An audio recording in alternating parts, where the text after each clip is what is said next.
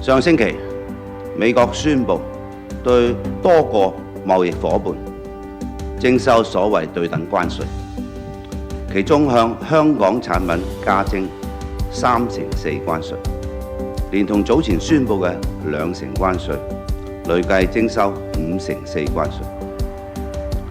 美國唔再奉行自由貿易，肆意破壞國際共同建立嘅世界貿易規則，霸凌野蠻，損害全球貿易，嚴重破壞多邊貿易體制同埋全球化嘅進程。面對美國濫施關稅，特區政府嘅策略會喺7方面加大力量。第一，全面把握國家發展機遇，積極融入國家發展大局。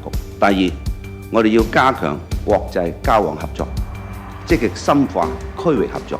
第三，香港要加快產業升級轉型，開展高增值創新驅動嘅經濟模式。第四，加大發展科技創新。第五，大力推動國際金融合作。第六，我哋要把握好多國需要分散地區風險嘅大趨勢，吸引外國企業同埋資金進駐香港。第七，我哋將繼續為業界提供支援，協助企業應對挑戰。